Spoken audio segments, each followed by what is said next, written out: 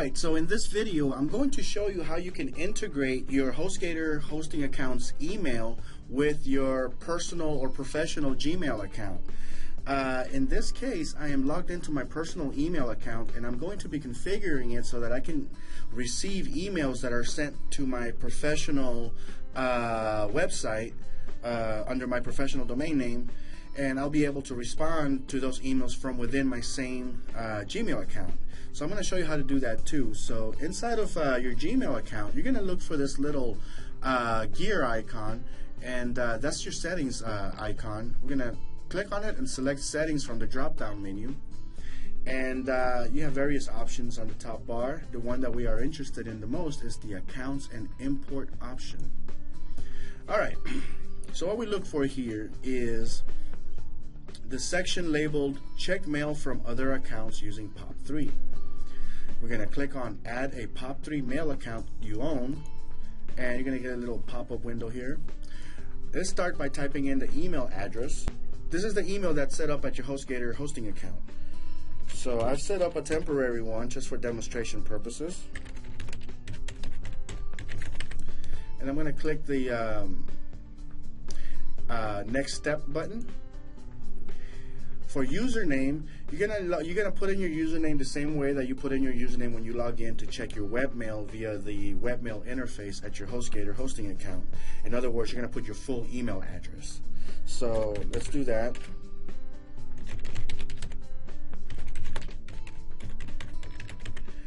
And with that done, we're gonna put in our email password. Now this is not your Gmail password. This is the password that belongs to that hosting account's email address that you're putting in here. Let's see here. Okay, now that's done. For POP server, you're going to put mail.yourdomain.com. Naturally replace the words your domain with your actual domain. So here I'm putting this one here, our temporary one, for demonstration purposes. Take a look at these options, see if any of these work for you depending on what you want. This is all your choice.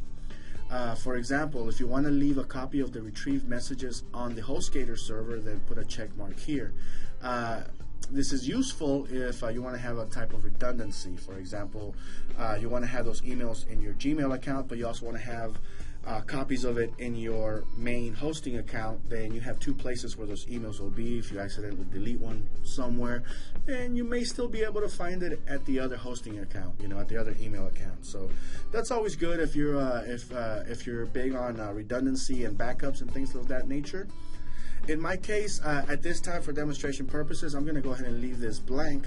Okay, so the next option is the always use a secure connection when retrieving mail. This is totally up to you. An option that I do recommend is placing a check mark here where it says label incoming messages, because you want to be able to tell apart. You're going to be using one email account at the Gmail server to retrieve email accounts from a number of outside email accounts.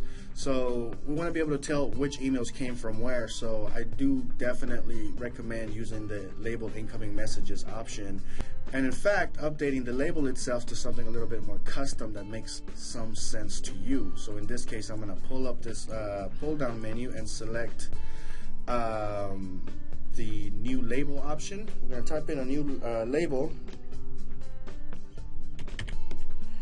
and just give it a name and press the OK button to continue.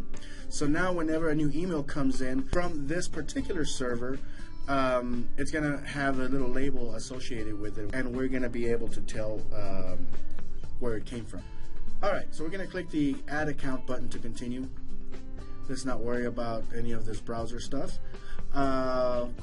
Next, we are asked if we also want to be able to send mail as whatever our new email address is, and I definitely recommend setting it to yes, because this is going to allow people to send you mail to whatever number of emails you have into this account, and when you open it, rather than replying from your Gmail account, you can have your Gmail account send that email on behalf of you through your Hostgator server, so it doesn't go out as a spoofed email. So it actually so it actually does in fact get sent from the actual server itself under that domain name. So, alright, so let's go ahead and click the next step button to continue. Type in the email address that you want to associate, type in the name that you want associated with that outgoing email. We're going to go ahead and set it up as treat as alias and click next step. So here we're going to do the same thing. Now pay attention to this part because it says smtp dot whatever your domain name is. We want to make sure it always reads mail. So it's going to be mail dot whatever the domain name is. That's going to be the outgoing, the incoming, the IMAP. That's always going to be something consistent with Hostgator servers. Everything is based on that name, so it keeps it simple. You know, anything dealing with your mail, it's always going to be mail.yourdomain.com. The port's fine. Let's go ahead and type in a username, and the username is your full email address. So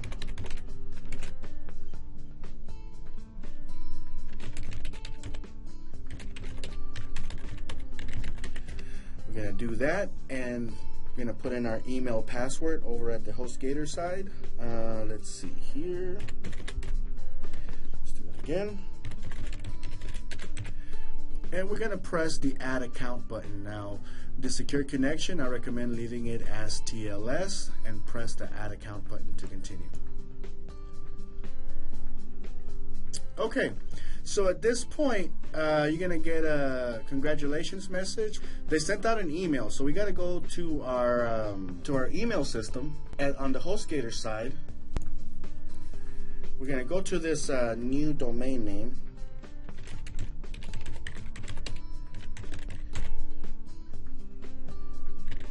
.com/webmail, and we're going to log in using our credentials.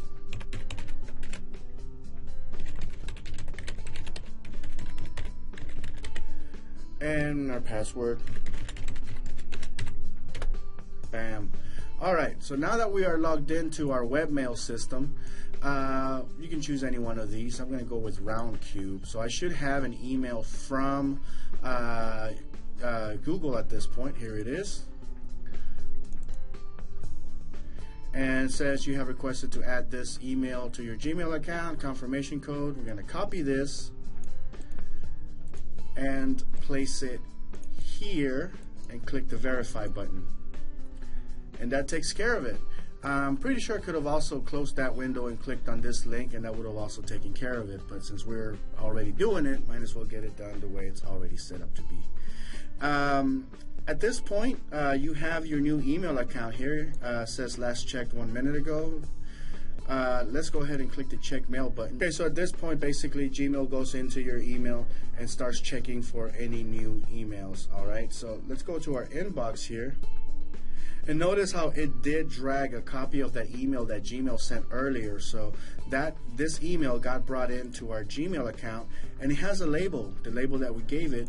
And sure enough, it's here. Now, obviously, we don't need to worry about the content of this email, but you can see that now we are effectively receiving emails inside of our Gmail account.